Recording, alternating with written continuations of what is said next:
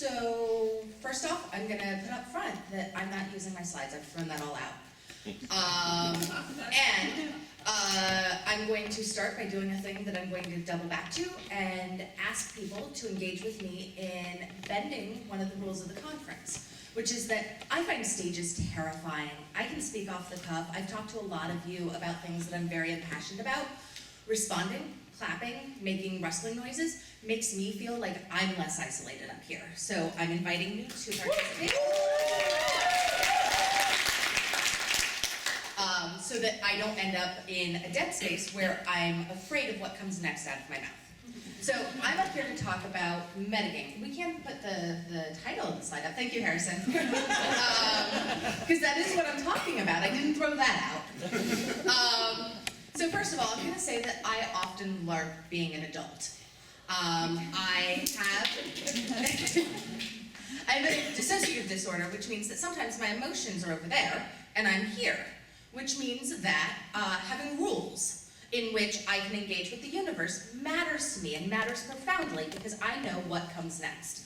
I know that if someone is having a really hard time, I can say, would you like a hug? Is there something I can do for you? And I don't have to be feeling the experience. I can be checking in with my internal compass and say, what are the rules for this situation? What has culture taught me about participating in this game where we are trying to be good humans to each other? And so it allows me to, very much like rules in games, engage with the world in a safe and structured way. And that is really important to me. And I've been playing a game with all of you this weekend that you've all, every time I've engaged you in it, you've consented to. And the one person who didn't consent to was actually really profoundly telling for me. And it is that I've been walking up to people and saying, hi, it is part of my goal to know something about everybody in the convention by the end of the convention. And what I was doing was building a situation where I'm not up here talking to strangers. I was building a system where I was winning by knowing everybody before I got up here so that we had common ground and so that we were connected.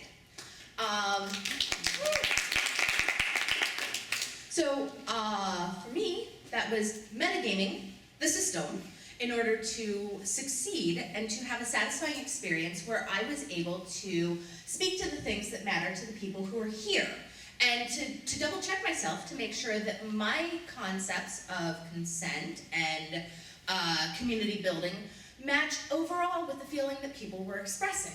And so I stepped out of the character of Abby, the conference presenter, which had a very serious set of roles for me that I worked really hard to coexist with.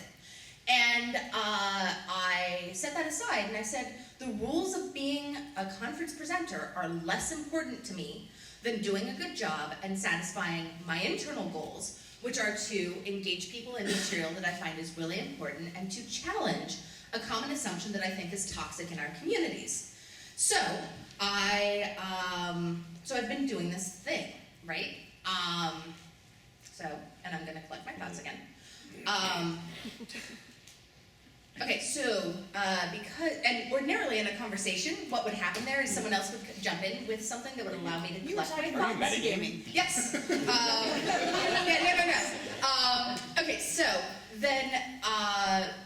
By setting aside that role and setting aside those rules, and by being like, okay, I'm going to engage out of character in making this experience better, and by engaging the consent and the engagement of people around me, I am going to challenge the ways that this role is going to fundamentally fail me. And I am going to end up in a situation where I have not failed and we have not failed. So, let me talk to you a little bit about what the role of conference presenter was for me. It was really a strange role that I discovered has all these limitations. You don't talk to other people because that's going to ruin the surprise of what you're going to say. You can't crowdsource your presentation because then everybody will have seen it before you get there. There's no surprise in that. Why are they having me there if I've already talked about it on the internet? Well, that's ridiculous. I could have crowdsourced my thing and been like, what do you people want to hear me talk about? And I was completely bound up in this. I have to do this the way that professionals do it. I've never been to college. I've never done professional speaking training. I have this huge swath of stuff where I feel insufficient. And I use my LARPing adult to overcome that every day. But I forgot my own rules. The conference did everything right. Lizzie and Sarah had you can contact us here, you can reach out to us. They checked in on me. They made sure that I had open lines of communication. They never told me, don't crowdsource on the internet. They never told me, don't talk to your fellow people. They never told me the slides are an immutable thing that you cannot change. There was nothing about the process that was broken. They did everything right, and it still failed because I didn't metagame. I did not go out of the role of convention presentator until I got here. Presenter? Well, that's just gonna be wrong forever.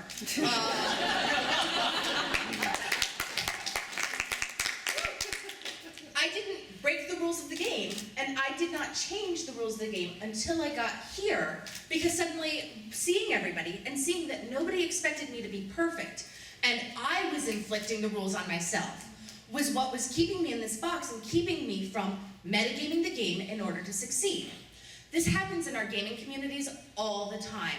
There are unspoken rules that you don't talk about what's happening out of game. Oh, don't get those gross feelings all over my game that's about escapism. We inflict these rules on each other accidentally all the time, and systems and processes are not enough. We have to practice and model and demonstrate and experiment, and we have to iterate and we have to fail at it. But if we do not encourage people to metagame on a fundamental level and to look at the processes that they are engaging in critically and from a perspective that is separate from the vision of the game, we will continue to create situations where people like Abby end up stress puking for 2 weeks before a conference because they did not think to metagame the system.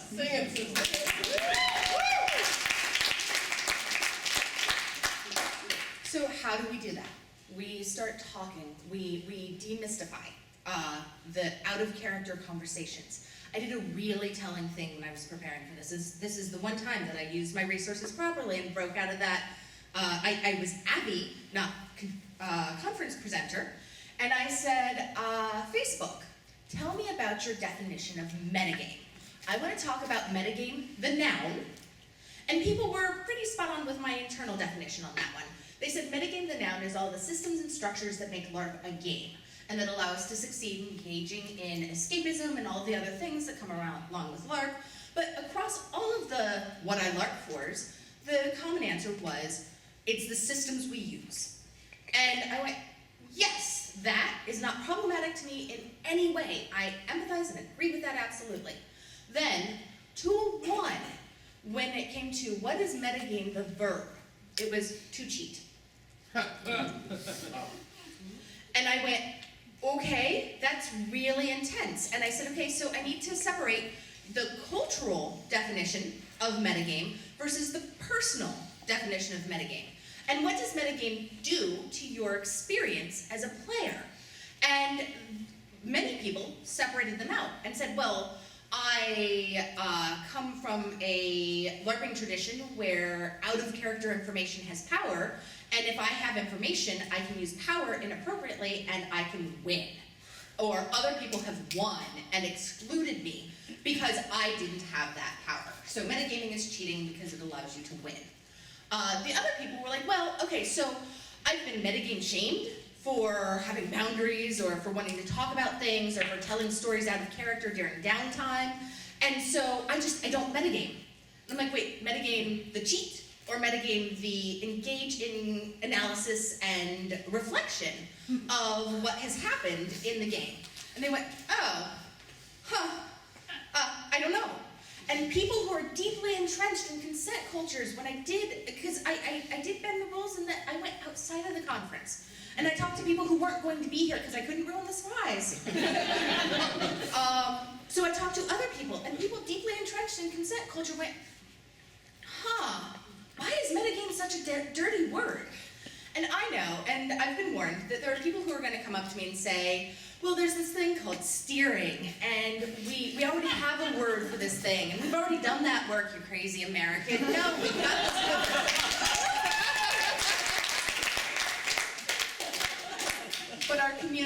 start from a place where metagame is a word with profound power.